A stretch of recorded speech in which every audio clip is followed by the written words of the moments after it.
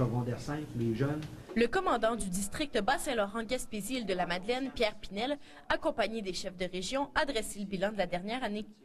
Les collisions mortelles sont passées de 30 à 33, dont 8 hors du réseau routier. Le nombre de collisions avec blessés graves a cependant diminué de 20 %. On a demandé à des automobilistes ce qu'ils pensaient de la sécurité routière.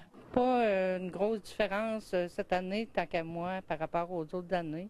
Je rencontre beaucoup d'automobilistes, hommes ou femmes, que je trouve pas qui ont une conduite exemplaire.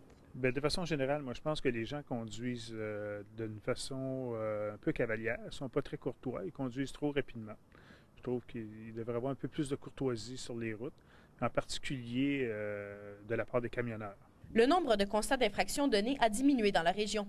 Les 17 308 constats représentent une diminution de près de 1000 comparativement à l'an dernier. Les constats quant aux capacités affaiblies ont aussi diminué, passant de 420 à 405.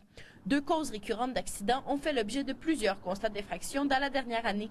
Les policiers observent encore l'absence du port de la ceinture de sécurité. On visait essentiellement, au cours de la dernière année, 2 causes d'accident et un facteur contributif. 2 causes d'accident, on sait que dans l'ensemble de notre région, la vitesse et les capacités affaiblies sont les principales causes d'accident. Le taux de criminalité a pour sa part diminué de 3 %.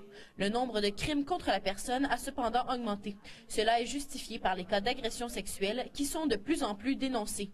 La surprise, c'est le travail qui a été fait dans l'ensemble du district. Crimes contre la propriété, 320 dossiers de moins. Donc, ça veut dire les introductions dans les résidences, chalets, les fraudes, c'est des vols de véhicules, vols simples, vols dans les véhicules. 5 MRC actuellement. La Sûreté du Québec tient à démontrer qu'elle est bien présente sur le territoire.